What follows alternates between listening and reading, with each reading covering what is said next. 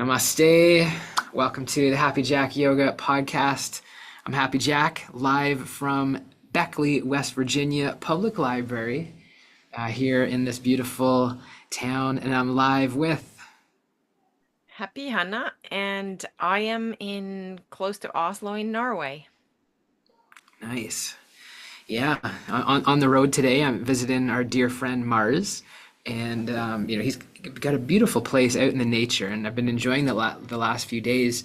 But for the podcast, wanted to get to somewhere where I knew there wouldn't be any distractions, so I could be completely present with all of you. Um, but it's great to be here. Great to be back. What's on your heart today, Hannah? Yeah, it's always great to be here. Great to reconnect from all over the world, wherever we are, as communities sprinkled all around the globe.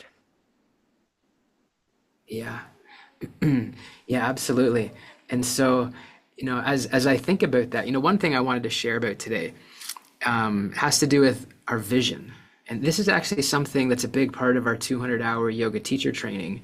In module one, the very first thing we do before we dive into the work of integrity, before we dive into the work of, you know, anatomy, philosophy, hands-on assisting, all of those standards, is getting clarity on our vision.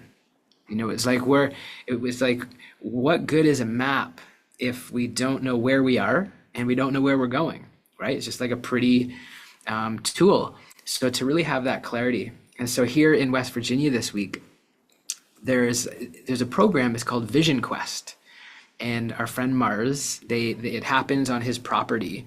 They've got kind of cabins all around the property. 60 people are coming, and four of these 60 people have been training for this for the past year, and they are going to go up into the mountains for 4 days. And for those 4 days that they go, there's four of them going up, but they go and be in solitude on their own, and no food, no water for 4 days. That's like serious, right? That's like a serious. This is a Native American tradition. It's been obviously happening for hundreds or 1,000 years, and so that's why it takes preparation for a whole year. So even though I showed up, hey, I'm here this weekend. I'm not. There's no way that you can just jump in and do that.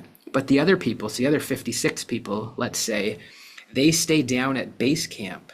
And so from when they begin until when they come back, so they're going to leave on Wednesday and they're going to come back on Sunday.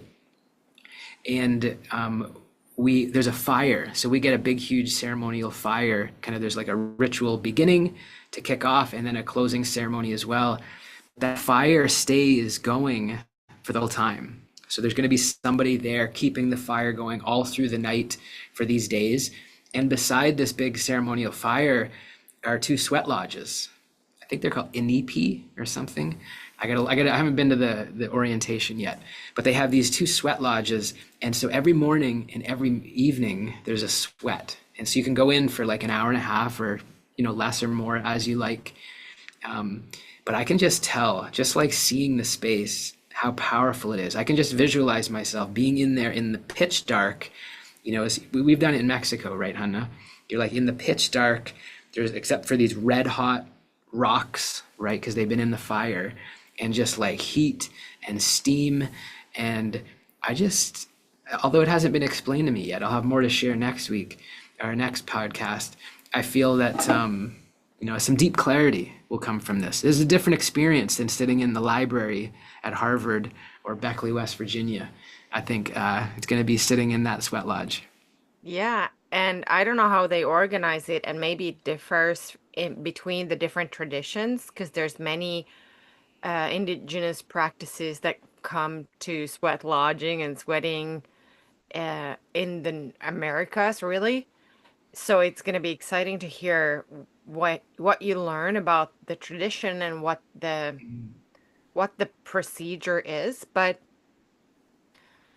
I feel like, yes, we have brought groups to Mexico and we've had those type of ceremonies with our community, and they are deeply powerful.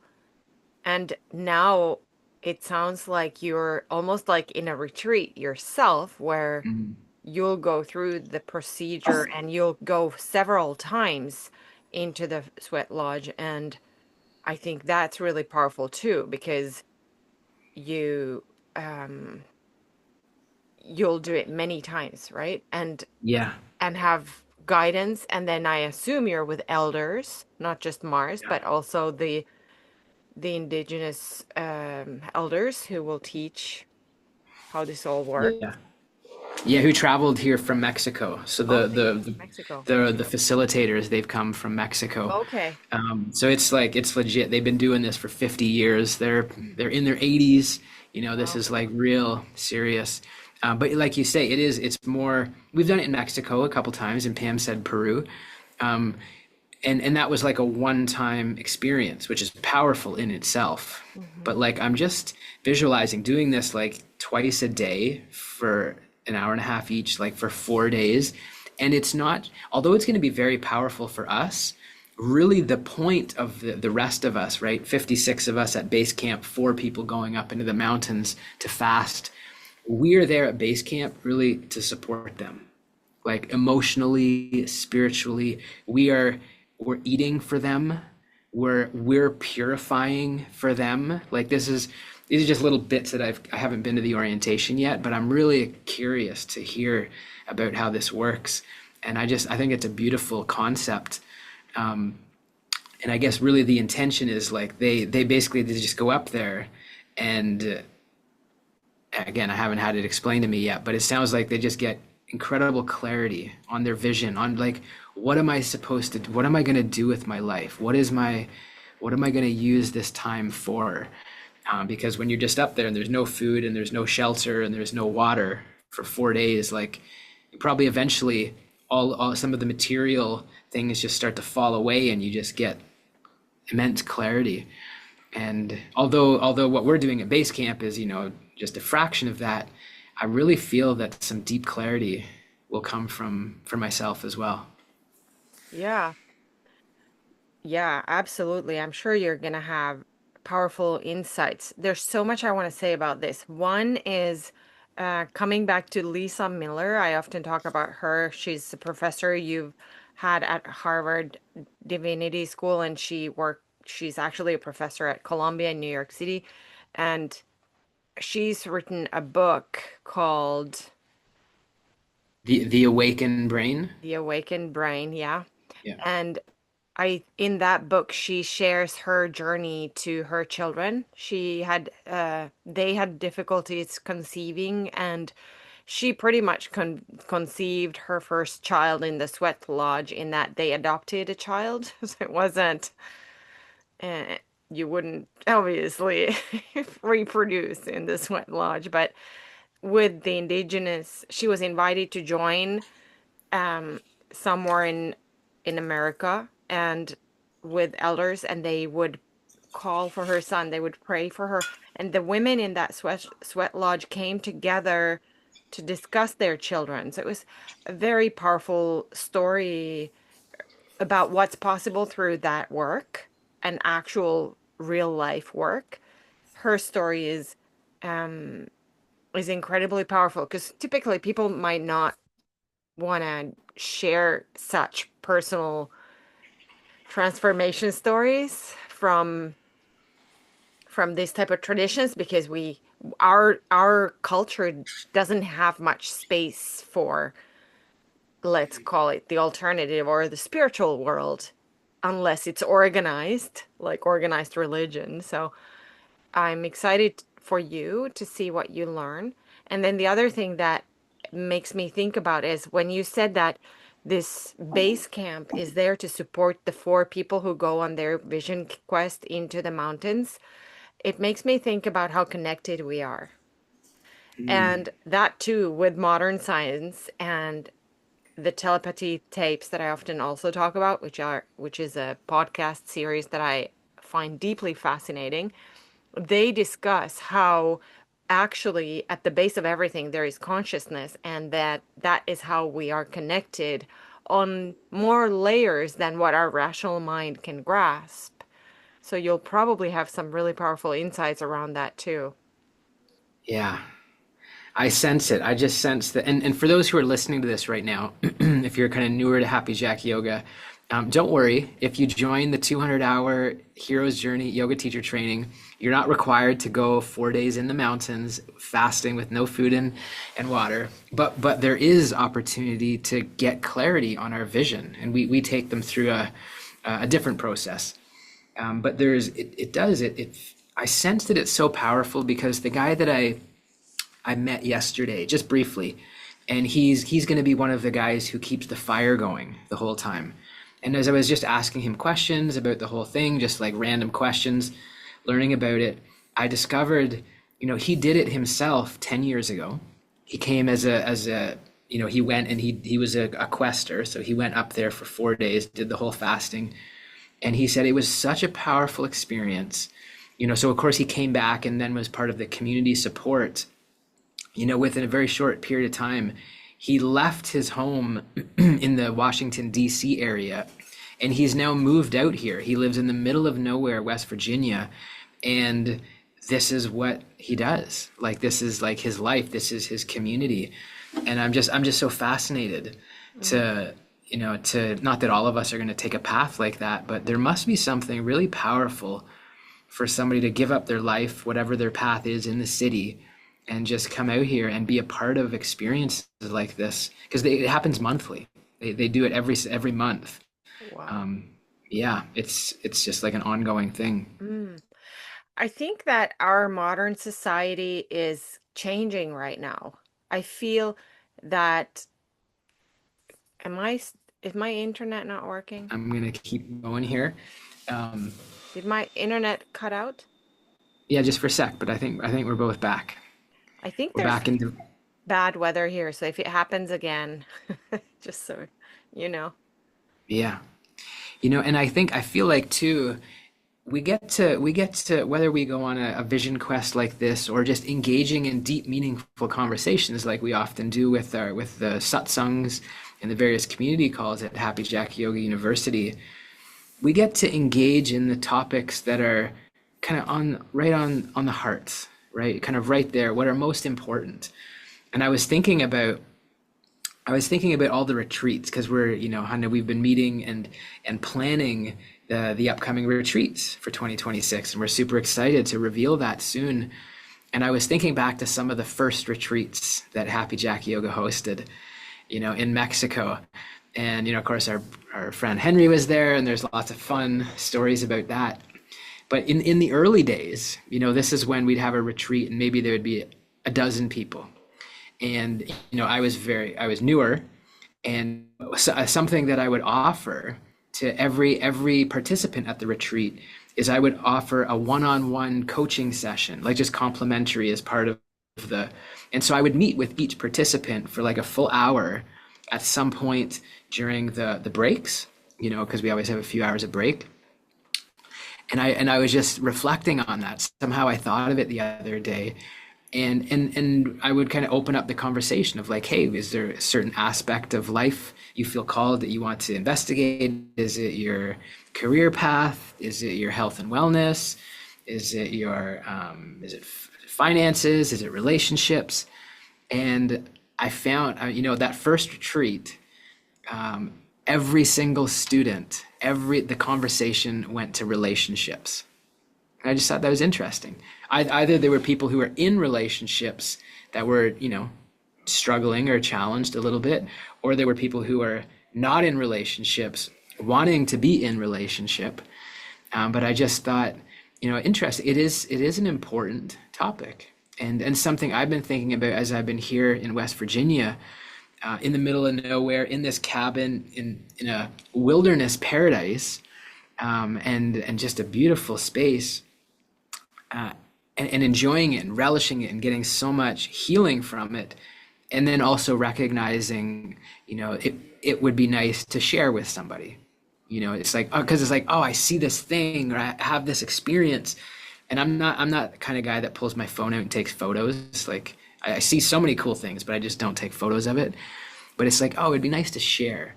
And it seems like that's our nature, right? That is our nature. And whether it means having an intimate relationship or a community or a team, it's it's important to have those people. And it seems to be something relevant. At least it was 15 years ago when we started doing retreats, when everybody was talking about relationships.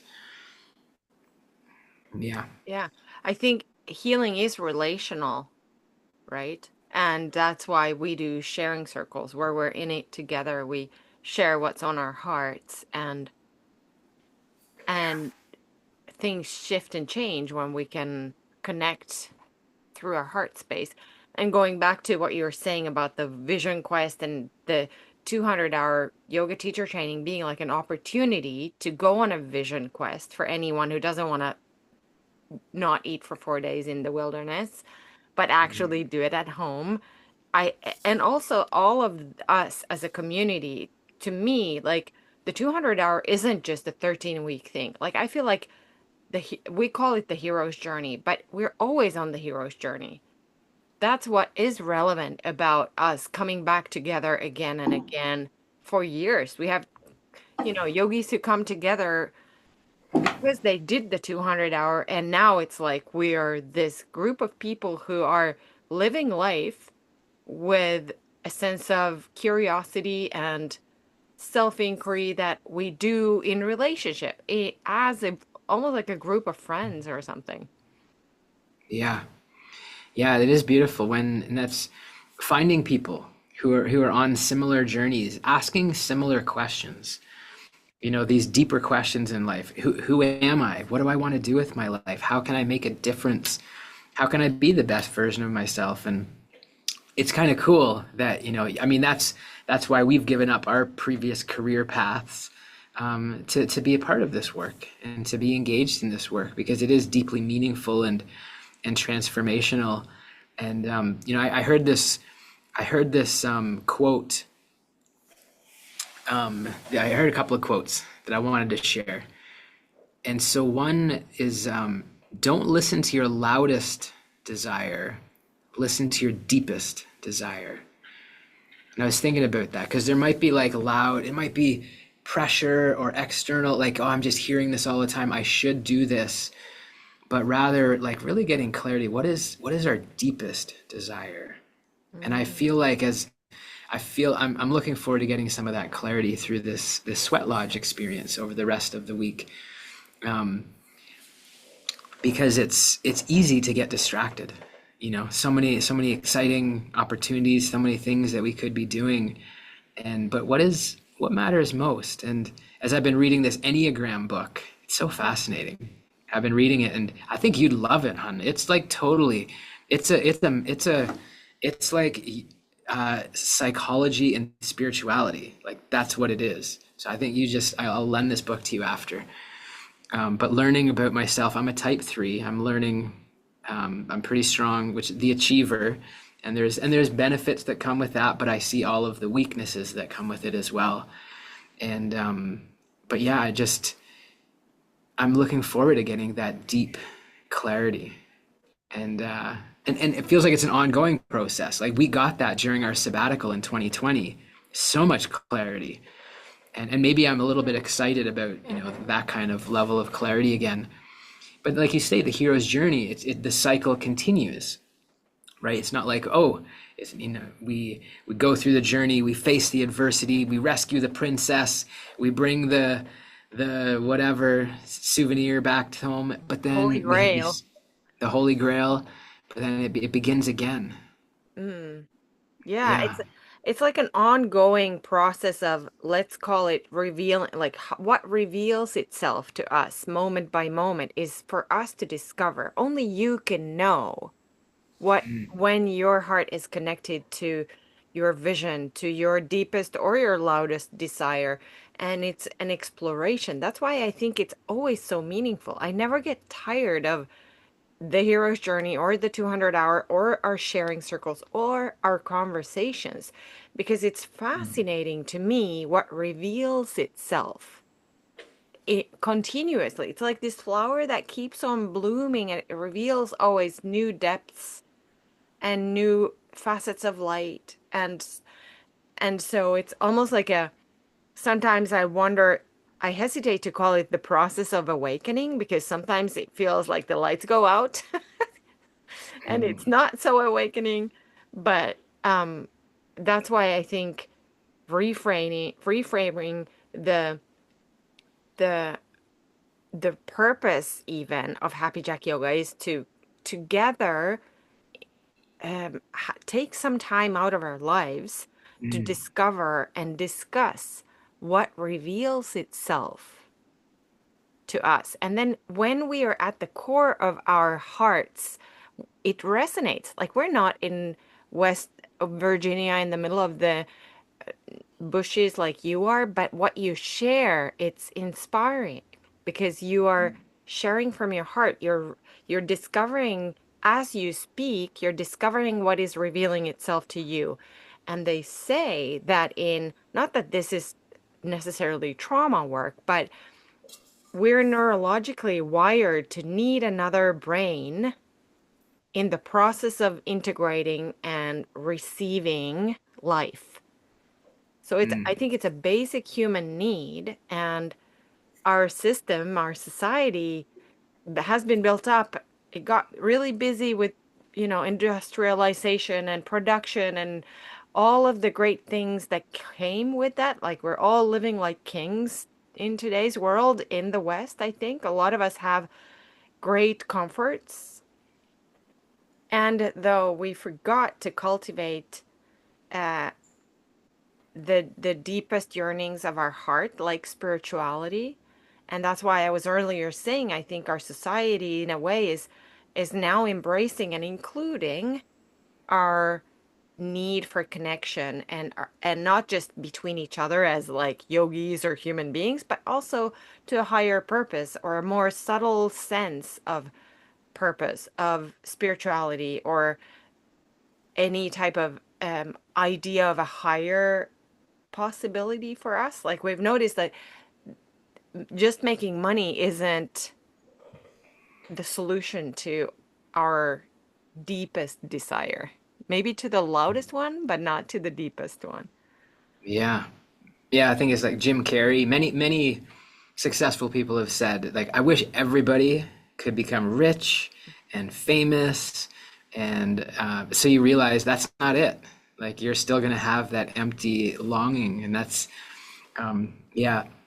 Yeah. And, you mentioned as well about this, the need to be able to step away, to take the time to get clarity. I'll just share some I'm grappling with, in a minor way right now.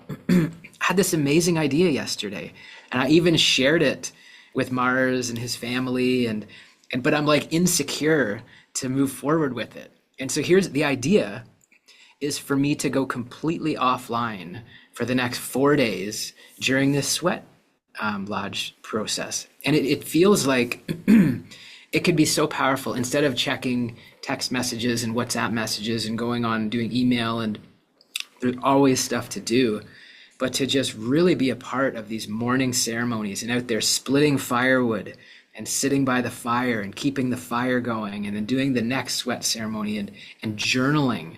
It's like, I was getting cheers here in the comment. I definitely I want to do it and I know it can be done. But there and the silly thing, the thing that makes me laugh hysterically is like in reading the Enneagram last night about my type, it's describing this. It's like you find yourself in this situation where and you want to take it off, but you just can't let yourself take time off of work. And it's so hard for me. Mm. And part of it is like right now I'm texting with my mom and my sister to schedule something in July, and it's like there's always something, But maybe what I need to do is just like message my family and message our team, and actually I've already arranged it with Mars Hanna. Like if there's anything urgent that like you would need me for, he said tell Hanna to text me and I'll relay the message or we'll handle it. But I'm just being honest, it's hard. It's like and I think this is like easy for you. You're like, Jack, I'm off for 2 months, or sorry, 2 weeks in July. And so see you in 2 weeks. Mm. It's so hard for me somehow. Yeah, thank you for sharing that. That's really a deep insight and vulnerable to share that. Even if you know that the infrastructure is there in place, and in theory, it would be safe for you turn everything off and not be available. And I always want that for you, right? I Mm, always want that for you because I see what it costs you to be you. There's a price to being happy, Jack. It's a high price you're paying, and it's, it's great. You're driven, you create so much, and you're um, very dedicated to all the things that matter to you.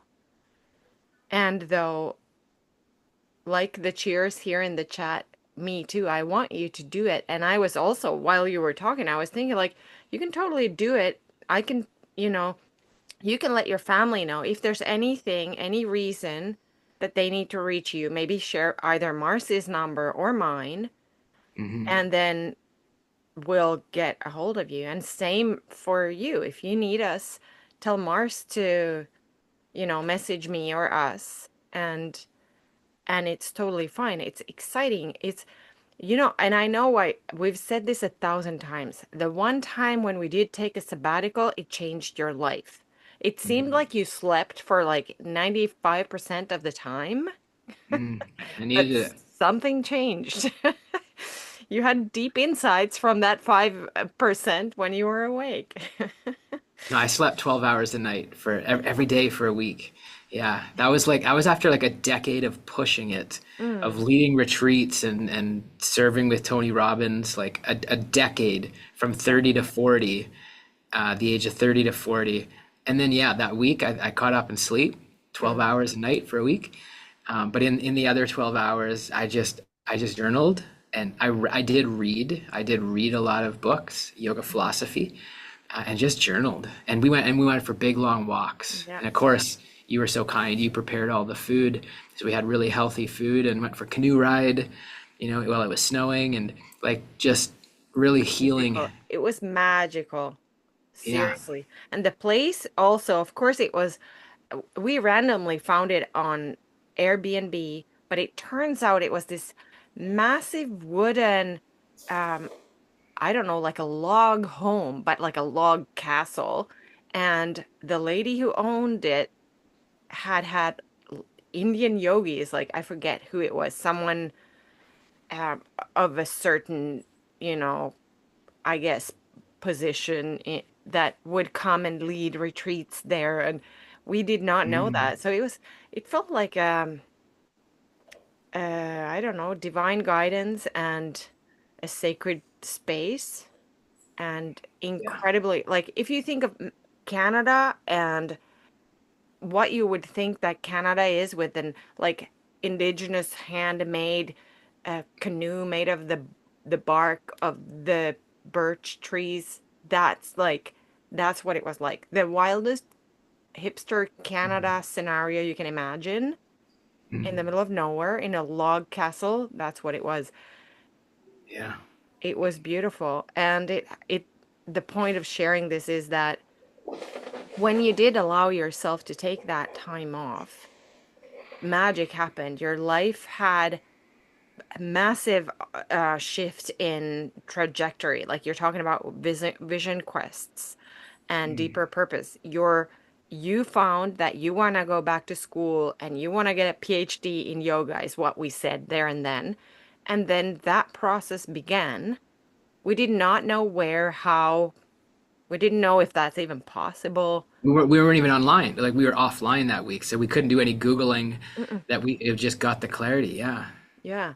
And then slowly that process of what revealed itself was done by taking the next right step, asking the next question in your own heart and in Google and in all the different ways that we process life, right?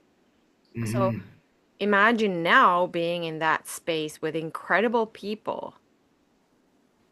What you could discover is um, it can be deeply mm, meaningful for you to allow yourself to go on this type of vision quest in such a Yeah. sacred space with such incredible human beings around you and with the intention of supporting the the questers who are in the nature.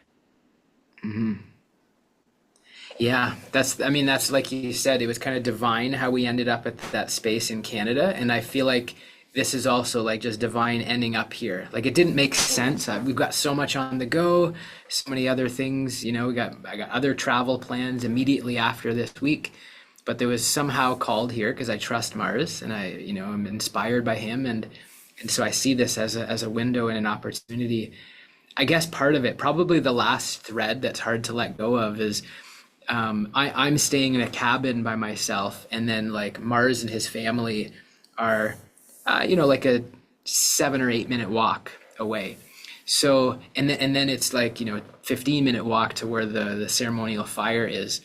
So it's kind of like it's handy to be able to text each other like, "Hey Jack, come up to the house, have dinner at this time," or "Hey, let's go. I'm gonna walk over now. We're gonna go for a walk." But probably, I mean, there was a time before cell phones. There was even a time before landlines. And I mean, considering I don't have any appointments, I don't have anywhere I have to be, at any given sweat ceremony, they'd be like, "Hey, the next sweat is at 4 p.m." Well, I can just make my way back there. So even though there's like super convenience of even just being able to message with Mars himself, I think there's a way. Where there's a will, there's a way. Yeah. It's so exciting, and you can plan that. And then imagine if he knocks on your door unexpectedly, and how much joy you will have when you visit each other spontaneously instead, and you have plans to go to the ceremony. You'll know what time it is. Make sure there's a watch in your cabin so you know what time it is. What Yeah. Oh, freedom. that's right. Mm. Yeah, I would need to get a figure out a watch, but yeah. Okay. All right. It's like, I think it needs to happen. I've got this accountability. There's 9 of us now from around the globe. Let's do it. So that means from tomorrow. So it starts Wednesday and it goes till Sunday. So basically 4 days, 4 nights. Mm. You won't hear from me, That's but I'll amazing. come back with Yeah. come back You with know, the wisdom and clarity. I love that. And you know the fact that you mentioned that this ceremony is done, or this, like, the base camp is there to support the ones who go into the forest for 4 days with no food and no water on their own vision quest, which is a spiritual adventure that happens in union with nature. You know, what I think that is like good to know, like today our science and our spirituality is confirming that we're connected and that we can connect without cell phones. Imagine that. And even telepathically and spiritually and energetically, we're connected. And even when I started on my yoga path, I thought that's some new age hippie talk, to talk about chakras and vibes and such. But 20 years later, I feel like our science sees, and people who are sincere seekers of truth seem all to be pointing towards the fact that it's not wishful thinking, that we're connected in such subtle ways. And we all know this. All of us have experienced that, you think of someone and they call you. It happens all the time. If you notice what you dream about and how there's a connection with each other in those dreams, even, it happens all the time. And the reason I'm bringing this up is that when you now go into the wilderness and you're going to connect with nature and God and each other in subtle ways, then if you know that it's natural and normal, then you'll notice it more. And that's true for all of us. If we know that it's legit, today's science is proving more and more how we're connected in such important heart-centered ways, spiritually, energetically, then this journey of what reveals itself becomes really deep and exciting when we can be in it together and we dare to share what we're learning, what is revealing itself in my heart, and how it connects to what reveals itself in your heart, and Sarah's and George's and Pam's and Rita's and Sandra's and Brandon's and Satu's and who's the last one? Sue. All of us, we're connected in ways that we're not traditionally brought up to kind of navigate.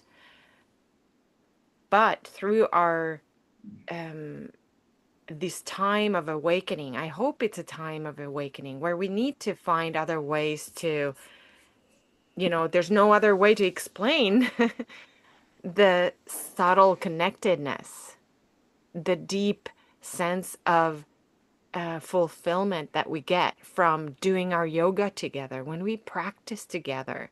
We don't have words in our cultures to define it, but we know that something happened, and that's really beautiful when we can plug into the universe and really receive guidance that is deeply meaningful, that is not fear driven, because we're kind of programmed by worries and and that's okay. We need those too, but it's not everything. And I think you might have possibly some deep experiences that are on a different level than our typical rational to-do lists, perhaps, you know? Yeah. That's, I think so for sure. And I was thinking about it, like, I don't know, we're just thinking about the 200 hour and the hero's journey, but there's an element of this as well, in addition to the vision, module one. If I remember correctly, I think like module 5 or 6 is deep self inquiry. So that's where we do some really deep reflection, some personal reflection.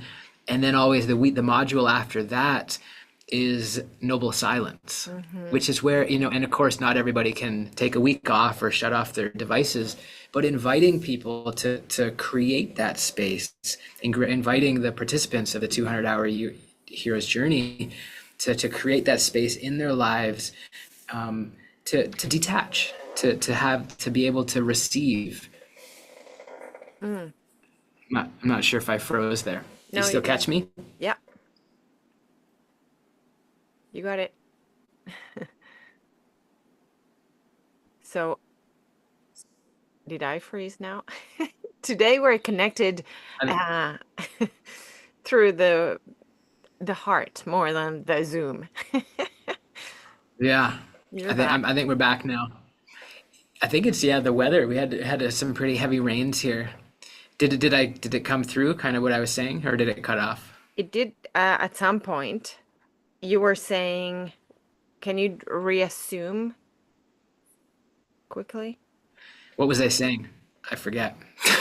The last thing we heard was that after this deep self-inquiry, there's noble Mm, silence, and not everybody can. yeah, Do you want to speak to that? yeah, exactly. Just making time for that, and that could look like a daily yoga nidra. It could look like, for me, an afternoon after lunchtime nap. It could look like, carving out time to be in nature. It could look like, putting our phones in airplane mode at 5 p.m., each day, and giving ourselves the evening offline. But, of course, when we go on retreat, like we did in West Virginia this month and or last month now, and, when we go on different retreats, it's easier to create that space for noble silence. But I don't know, like I'm getting excited. I'm really getting excited to think about this, because it's like somehow so hard. It's silly and it's irrational. And probably some of you who have a different nature and a different Enneagram type number are like, dude, this is like easy. Just do it. Come on, get over it. But like we all have a different nature, and for the achiever, this is like really, really tough. So stay tuned. 4 days, we'll come back out. We'll come back out the other side. There was another quote that I loved. Don't give up what you want most for what feels good now. It's just that idea of like easy to give up on our dreams, give up on what we truly value, for like something temporary, something fleeting, whether that's just, it could be in any area of life. And then this other great quote: the pain of discipline is uncomfortable, but the pain of regret is unbearable. Mhm. And so this idea, right? It's like, so, and I'm not saying, I know, Hannah, we joke and you say, Jack, you live in a boot camp. I'm not saying everybody needs to live in a boot camp, but deciding, what are these values and these lifestyles and these rituals and these practices that we're going to commit to, whether it's coming to our yoga mat or sitting on our meditation cushion or chanting our mantra, whatever it happens to be. Um, but it might be uncomfortable. There might be some pain to having that discipline and that consistency, and that might be uncomfortable. But then this idea that the pain of regret being unbearable, like if of course that's we don't take care of ourselves, and then we have major health challenges or whatever the case happens to be.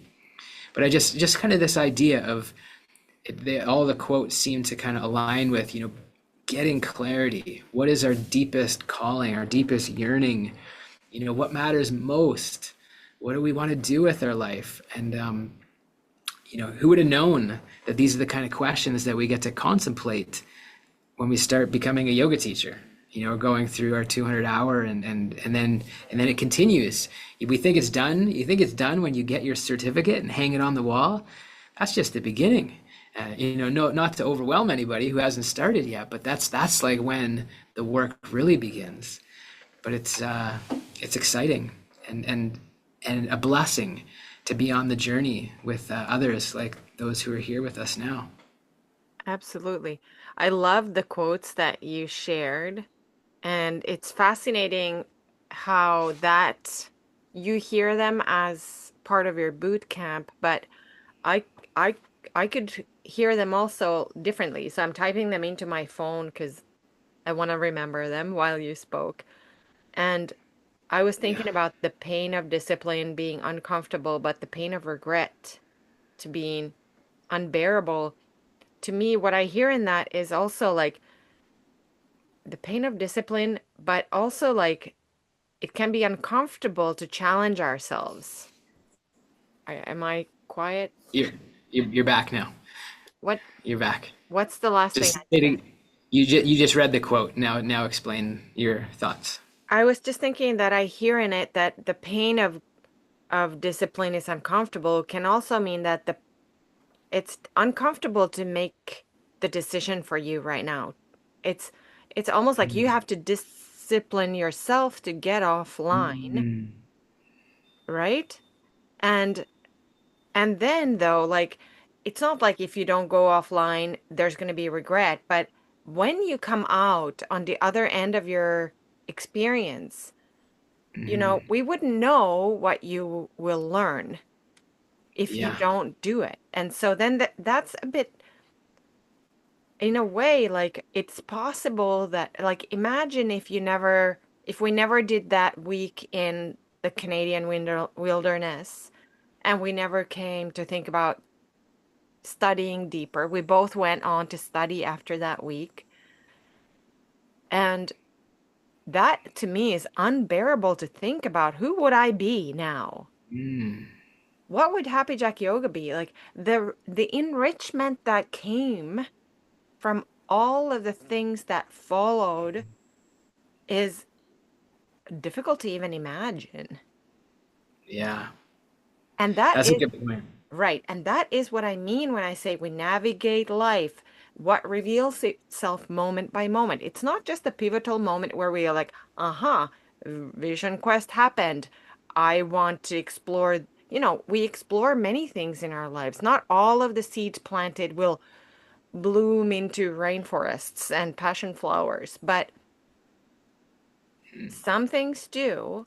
And that's the beauty of living what I would say like contemplatively or consciously with a deep connection to our deepest desires and the potential that lies in all of us to become more than what we thought we could or you know, that's what think about. I know I talk a lot about the 200 hour always, but it's because I feel like it's what I live. It's not just a teacher training. It is because you are your first tool. Like we all are our own skill set, our like who I am, what you see is what you get. Everything that I invest in myself or explore in myself, I'm going to use it in every my relationship. And Mm, as a yoga teacher, the only difference between a yoga teacher and someone who's not is that yoga teachers will go first. They'll initiate. They'll say, hey, let's sit in a circle. Hey, let's practice sun salutations and let's discover what reveals itself when I do that and when you do that. And let's compare notes. How mm, exciting. Like I cannot ever get more excited. I don't know how that could possibly be. Now, for example, you're going into a vision quest. We all kind of get to go with you because you're willing to bring us with you. You'll share with us your insights like you're doing right now. And when mm. we listen to you, things open up in ourselves because when we see one person have a breakthrough or an insight, it's almost like it rubs off. I get to have the permission to discover what reveals to me as a result of what you just said, for example. So it's so beautiful. Yeah. And that's why it's meaningful. That's why it's not just about like become a yoga teacher because that's what we teach because we really love yoga. It's because it's deeply transformational. It changes how you operate in the world. You're the bubble of isolation that you thought you were will not ever exist again. And when it does, you'll go bing and it bursts and you go like, "Whoa, look what reveals itself now." Yeah. And we find ourselves in community, in conversations where we can face these things, like just having a safe space, like with all of you right now, to share this grappling that I'm having. Like that comes from the yoga community, that comes from the hero's journey, and that, but a great distinction around the regret, because like yeah, if I mean, if I didn't take the time off, like I'm sure I'd still have a great sweat experience and I would, but I'd still go online and do a couple hours of email every day. So it's not like it would be some terrible failure, but there afterward, there could be some regret and be like, man, what could the experience have been like if I let myself just completely be immersed and not get distracted with other projects and planning retreats and planning trainings, etc. And yeah, I mean, to think if we didn't take that 1 week in 2020 during the pandemic, I'm sure life would be great, like life was great and life would still be great, but just some major inspiring shifts came from that. And so, that, and not to put pressure on that happening the next 4 days, but that kind of thing can happen at any time, at any moment. And I think that, uh, this idea of this again, the one quote, don't listen to your loudest desire, listen to your deepest desire. Well, my deepest desire is to get the heck offline Yeah. and have a break, and to like just be in this experience. And And the so, loud, yeah. yeah, I love that. And so the next quote you mentioned, don't give up what you most want because of what you're feeling, because we might have hesitation. You said you have some insecurities with, you know, then it's like these quotes even are like a divine map for you to navigate this quest of your deepest desire. And I know it's consistent. It's not just an impulse like I want to get on offline, blah, because I hear you consistently give expression to that. There is something deep inside of you that wants to be discovered, that wants to have the space. Because if you were to still kind of semi be online, you would busy your mind with, oh, I got to tell this to Sarah. Oh, I got to tell this to George. Oh, I'm going to have to send the invite to Hannah. And then there's this other thing. And now I need to manage my family. And then, like that, right? We busy ourselves with busy work, term learned from George, and I love it because that's kind of the rat race we can easily create for ourselves. And we're used Mm, to doing that. And we think, oh, that's corporate America. But no, corporate America is inside your brain. And we buy into it because of fear and because of habit. mm, But it doesn't have to be the only way. We can use that brain from 9 to 5, let's say, or Monday to Friday, or everyone gets to organize their lives in the way that suits them best. However, there's something deeper inside of you that wants to be discovered. It's like the future is pulling you forward. Your soul is wanting to actualize itself. It wants something more nourishing, something deeper. And that's why we're all so-called seekers, because we can hear it, the whisper. We call it the call for the hero's journey, just to kind of use that language or analogy. And imagine if we didn't listen to that. That's the unbearable pain of regret. Imagine if you never took a yoga class in your life 20 years ago, Jack, or 15. mm. And so I say this as a widow. For me, the pain of regret is actually real. It's actually something that I can even interpret as, whoa, life tick tock, tick tock. It goes so fast. I don't know when my moment's going to come. My husband died. I could die. Everybody could die. There's a sense of urgency inside of me of wanting to be fully alive and kind of give space to the deep yearnings that are inside of me, because I think that there is a deeper meaning to us being here. I hope so.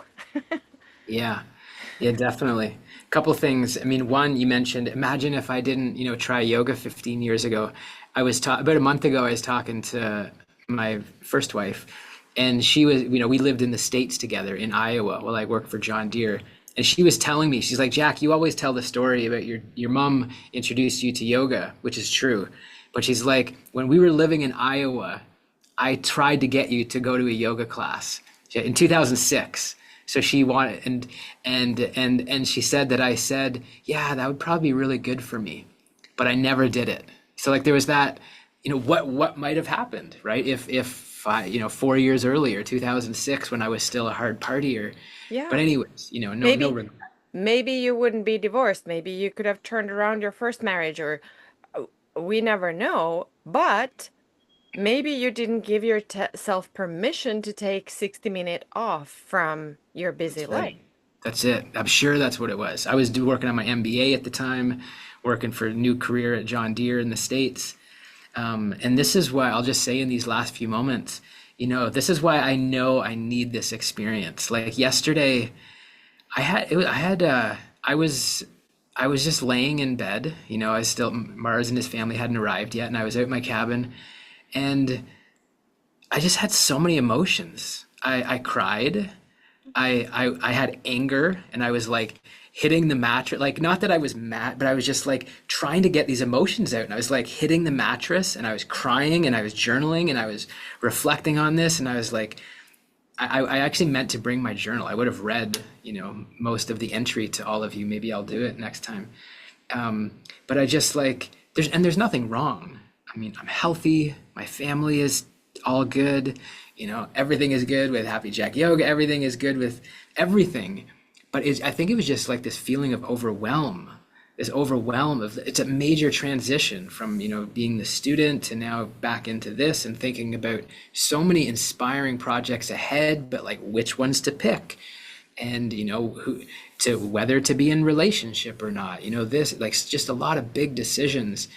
And although there was like nothing to be angry at or nothing to be sad about, but I just this from overwhelm, I let myself have a good cry, and I let myself, punch the mattress that I was sleeping on, not mad at anything, but just like maybe, because sometimes people box and that like getting the emotions out. So I was trying to do that with the mattress, and it was helpful to do those things. But that's why when I learned more about the sweat ceremony, I'm like, I want to be sitting in that sweat lodge for a couple hours a couple hours at a time, twice a day, and just sitting in there and just sweating and just, I don't know, Yeah. but I just, Just it go feels like discover it.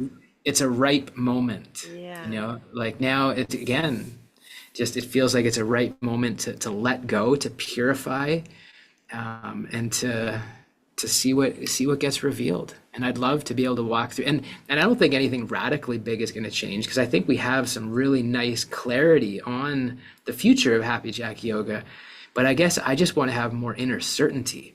Hmm. It's like, yeah, and kind of be all in, not insecure around, you know, is it this, is it that, but just like come out with more certainty. And Yeah. yeah, I'll keep you posted. That's beautiful. Thank you for sharing that. That's really powerful and also courageous to share about an emotional, journey. And that's what emotions are. They come and visit us. And if we resist them, they're gonna kind of get stored somewhere. And so sometimes it's really healthy to just process them. Some call it dynamic meditation, where we punch the pillow. Okay, I guess I quieted again. Are you back? You're Are you back. back? Yeah, yeah.